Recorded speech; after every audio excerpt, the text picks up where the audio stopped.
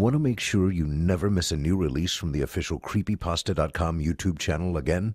Be sure to subscribe and hit that bell to turn on notifications. I Don't Really Know What I Encountered in Colorado by Silenceisloid. My wife and I decided to make a drive to Colorado Springs on the recommendation of a friend of mine. She'd never seen mountains before, so I figured the Rockies would be perfect. We stayed in a Holiday Inn that was right at the base of the mountain and had a great view of Pikes Peak as soon as we looked out the window. She was thrilled. She had never seen anything like it before, and she's a sucker for a gift shop, so this place was great. We had a great time. Our second day there, we decided to drive up to Pikes Peak, but we were told at the gate we could go up most of the way, but the very summit was closed off because there was too much snow. We could still get really far up though. I think Pikes Peak is around 14,000 feet, and we got to like 11,000 feet before it was closed off. So we were there up above the clouds, which were awesome because it was just like looking out over the ocean. We stopped at the little rest center on the way up to get a hot chocolate for the drive, and a magnet for Colorado, since we collect magnets for every state we go to. It was pretty cool, because we had Bigfoot crossing signs along the way up, which were really fun to take a picture in front of. Anyway, once we got to the closed-off part of Pikes Peak, we parked our car and got out, and just kind of took in the view. I don't think anybody else was up there with us, except the guy sitting a little way up in his truck, making sure people didn't go up any higher than they were supposed to. Even if we couldn't go to the summit, it was still gorgeous. We took some pictures, all of which were really terrible, and it was really cold. But I'd insisted we buy 511 jackets, pants and boots for the track, and my wife didn't understand why I demanded that brand. But if you're a dude, you know. So we were pretty toasty. I wandered off and started looking around the rocks and what few trees were up at that elevation. I just like to explore stuff off the beaten path.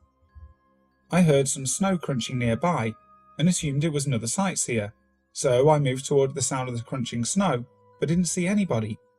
There's a few trees here and there, but not hard to see really. It was snowing a bit, however, and the wind was blowing the snow sideways.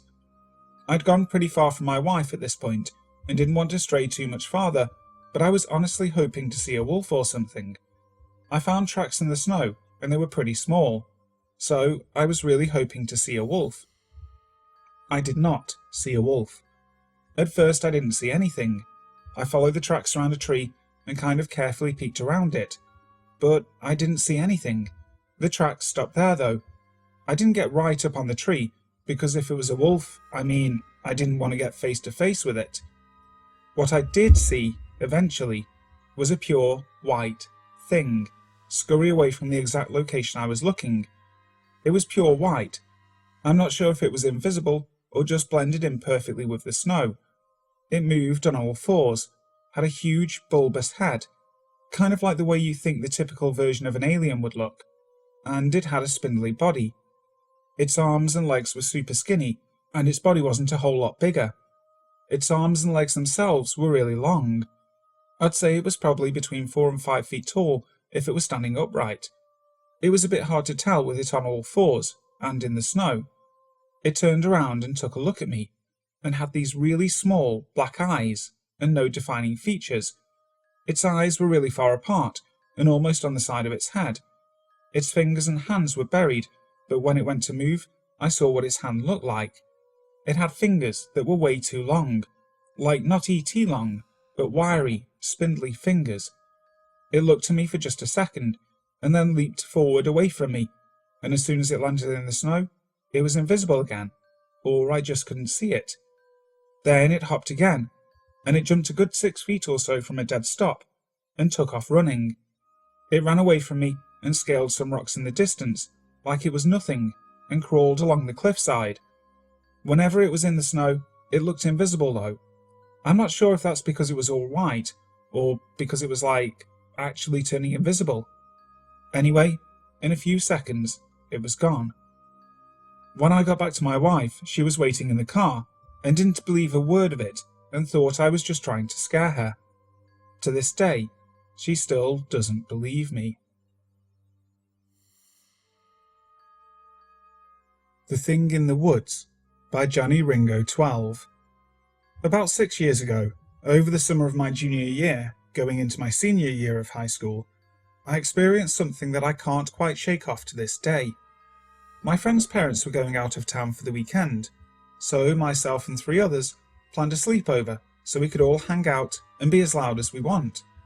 We slept over at my friend Matt's house.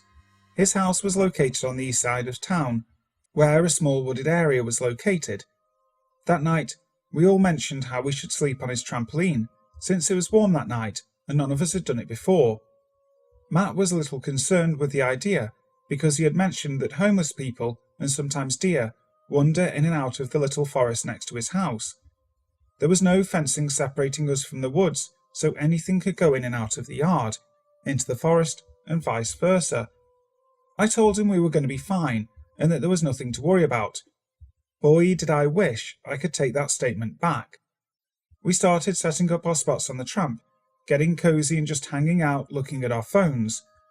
After an hour into this, I started to hear twigs snapping and leaves crunching. Matt was the only one who wasn't on the tramp, but sitting on a small river donut on the deck next to the tramp. I was looking at Matt while all this was happening, and he was looking into the woods. He didn't say anything other than a quiet, "I told you this was a bad idea." I kept listening for a few minutes, and then it stopped. My friends were all listening too, but they didn't seem concerned. It was really quiet after it stopped. None of us said a thing. We all looked back on our phones, and that's when I saw it. The second my eyes met my phone, I saw from my peripheral vision this 7 to 8 foot tall thing run out of the woods into the backyard, and it darted to the side of the house. All we saw was the silhouette of whatever it was. It was almost as if it was ghostly. It was extremely slim and bipedal. Here's the kicker though. We saw it run, but we didn't hear it run. It made 0 sound when it was moving, but it made the motion of someone running. When we saw this, we all did the exact same thing, screamed and ran off the tramp. Matt was the first one inside, and I was surprised he was even able to walk, let alone run, because of a prior injury he had. We left some blankets and pillows outside because we were in such a hurry. We shut and locked the sliding door, all the windows and doors we could find.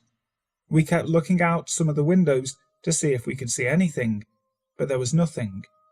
Because we were so startled, we stood up and waited until sunrise to finally go to sleep. I think about what happened almost on a daily basis.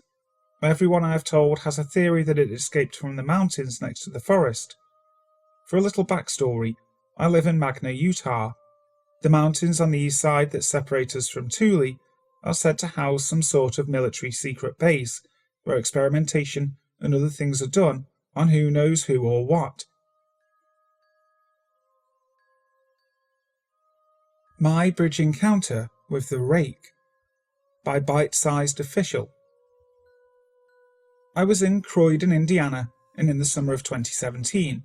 My wife at the time and I had heard stories of the legend of Lickford Bridge and decided to check it out for ourselves.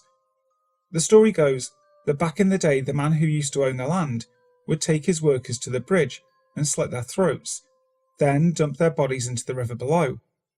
In more modern times, after the house was renovated along with the bridge, a father killed his young family and buried them under the porch before killing himself on the bridge.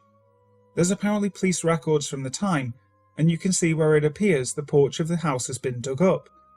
So it was around 1 AM when we decided to go. It was a humid and rather hot summer night, and we were driving with the windows down in a black car.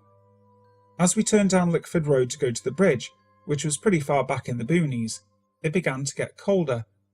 By the time we arrived at the bridge, it was cold enough to see your breath. After crossing the bridge, we noticed what had to have been thousands of fireflies in the trees, looking like Christmas lights.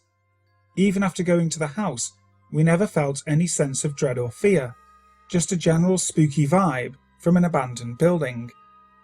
On the way back towards the bridge, as we were about to cross, we heard a noise off to our left down by the bank. I figured it sounded like a deer hoofing the ground or something along those lines. As we went closer to investigate, it became more clear it was the sound of digging, and the dirt was occasionally being thrown into the water. When I shined my flashlight down the bank, we saw what appeared to be a person in a squatting position, rapidly throwing dirt over their shoulder while digging. Upon closer inspection, the figure was pale white and seemingly emaciated. As my light travelled up its back and came closer to its head, it stopped digging, and its head shot up quickly as it briefly turned around to face us.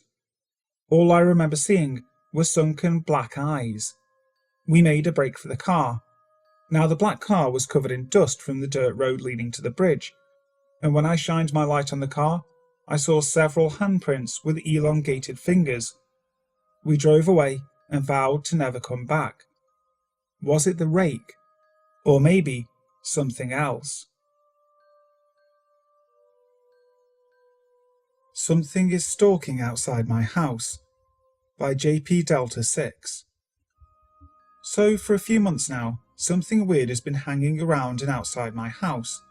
The first time this became apparent was when one night I was in the basement. Outside the window is a porch, and there is a light switch for the lights by the door. I went upstairs for a bit, when I realised later I left the lights on, and went downstairs to turn them off. When I came back down, the porch lights were on. Now my father has tried endlessly to hook them up to a timer with no success to his disappointment. I assumed that he had finally figured it out and paid the lights no mind. What I hadn't known was my dad had given up weeks ago and put in an average light switch. Next morning, I go down and see the lights are still on. I assume the timer didn't turn them off, so I go to shut them off, and discover to my shock that it's a switch. This causes me to panic a bit, because that meant someone had been out there, and the rest of my family was asleep last night, and likely they could have been watching me. A few weeks later, I'm sitting downstairs on the couch home alone. It's the dead of night, and my dog, who is very relaxed with frequent events, but has a habit of being too chill sometimes. Suddenly, she perks up and looks to the window. Out of habit, I look with her, and see something hunched and white dropping down over our fence and running past the windows.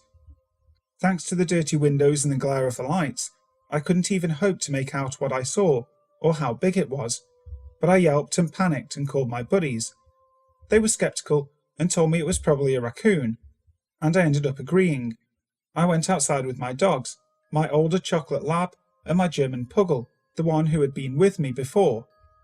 I went out trying to see what it was. Right away my dogs had two very different reactions.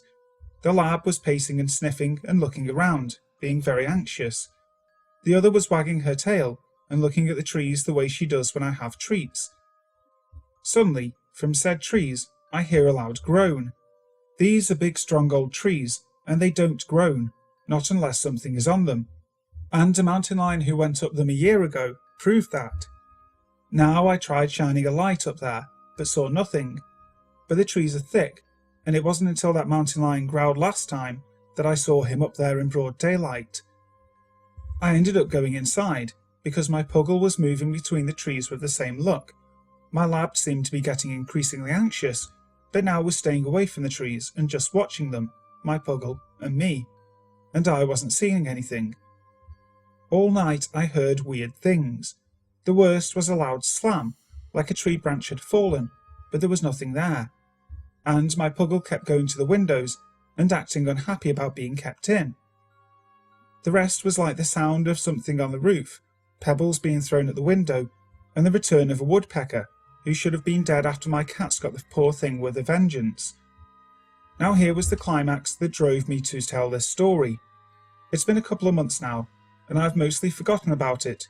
Occasionally I'll hear something weird on the front porch, or footsteps, or the porch light will get turned on mysteriously, but they're small things.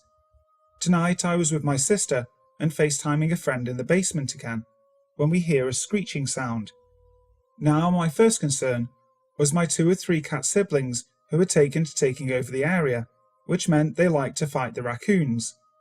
Now the sound didn't sound like any raccoon I'd ever heard, but they make odd sounds, especially when 2 cats are attacking it.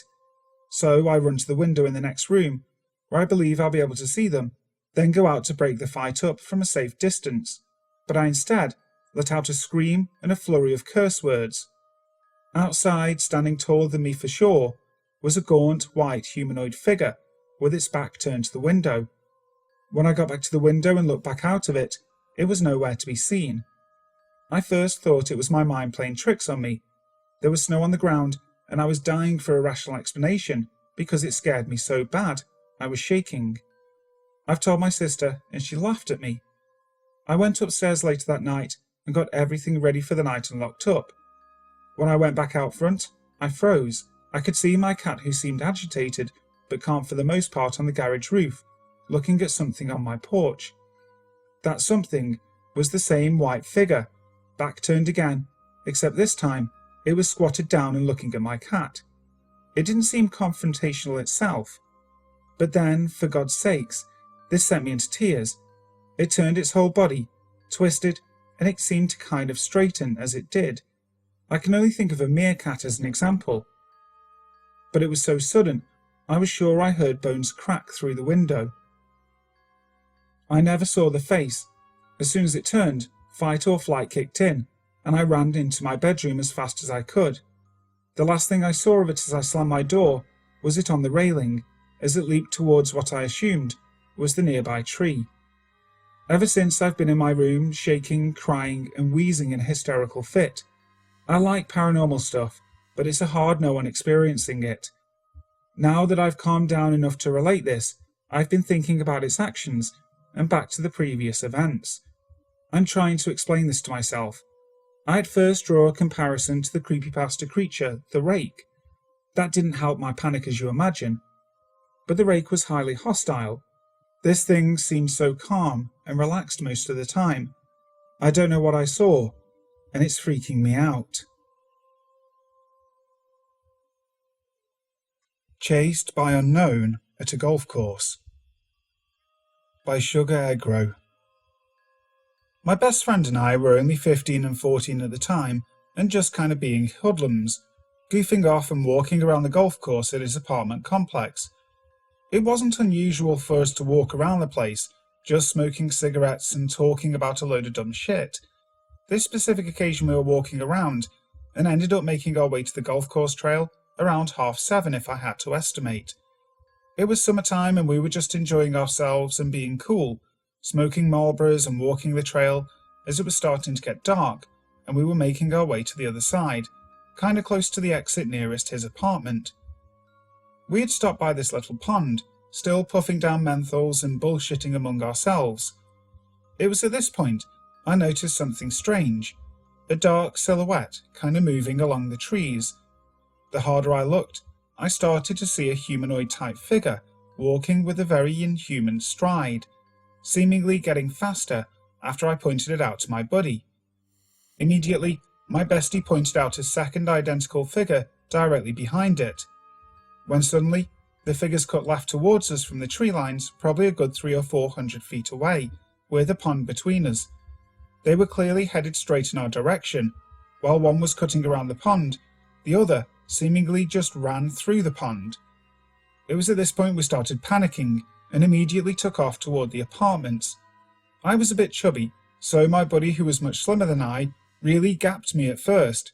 He turned around and saw how far behind I was, and he waited for me and grabbed my very cool denim vest off my back, I'm guessing to speed me up. The whole time I'm running, I'm looking back every few seconds to notice they're significantly closer each time. I've never run so hard in my life, nor felt so panicked. The most alarming part was that there were no sounds at all. No water splashing, no footsteps, nothing. Fear and adrenaline are all that are fueling me and keeping me from slowing down or catching my breath. Eventually we make it to the exit and charge straight into the gym, which is the first building to the left of the exit, thankfully. We ran straight upstairs and just kind of panicked and caught our breaths, and tried to process what the shit just happened.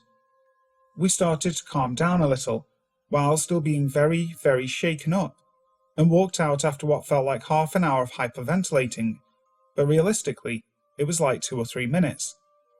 We power walked back to the apartment maybe 5 minutes away, and made it inside safely, and tried to discuss what we had just seen. I doubt myself if I had ever seen this crackhead demon by myself, but we both saw these figures for sure, and their Forrest Gump meets Bigfoot stride. We never really talked about it with anybody else, because most people are clearly very skeptical, so we just discussed it with each other from time to time, and we still have zero ideas as to what we saw chasing us that night. It still kind of haunts me from time to time, and I will never forget it.